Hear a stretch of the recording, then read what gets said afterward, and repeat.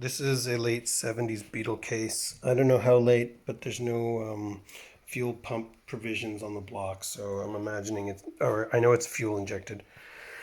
Anyhow, I've clearanced the case for the rods, but I haven't.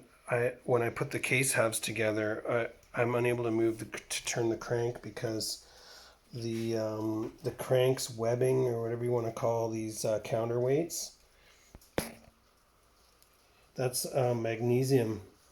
This the crank, when it rotates, it's coming past this web right here, and it's rubbing on the web. It's rubbing on the web right here because my crank has a lot of thrust.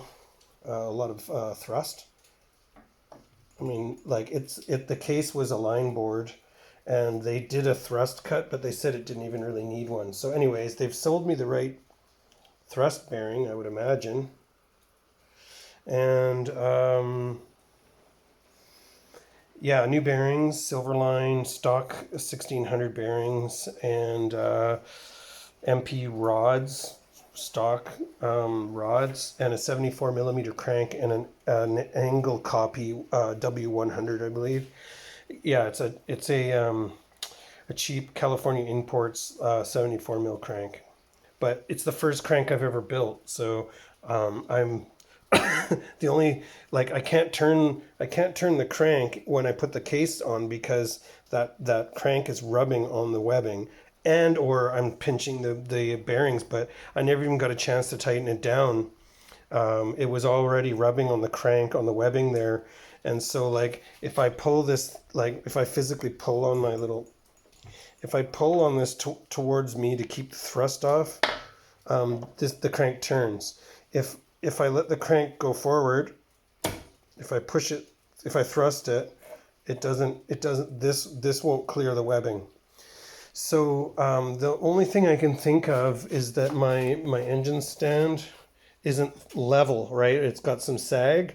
So when I turn the crank, gravity pulls the crank forward, and that's why the crank hits the magnesium webbing. Either that, or my thrust isn't right or something, and it's pushing my crank further than it should be. I'm not an expert on I don't really know what I'm looking at there, but I'm hoping that this isn't causing the crank to move further that way, which causes the rubbing. And if that's normal and the rubbing is normal and it's just gravity pushing the crank, and then, like, once I put the flywheel and, like, I crank the flywheel down and adjust with the shims for my thrust, would that just make this go away? And which would mean that I could put my I don't know. I've got to hold the crank back and then put the halves together and then make sure this still turns before I move on to putting the flywheel, I would imagine. I'm really looking for a little bit of advice, or I'm going to have to take this. I'm going to, like, I've actually already, with a die grinder, I cleaned up, like, this side of the web because I saw that the crank was coming close to it, and I saw a shiny bit on the webbing right there and there, vertical shiny stripe. So I knew the crank had struck the webbing.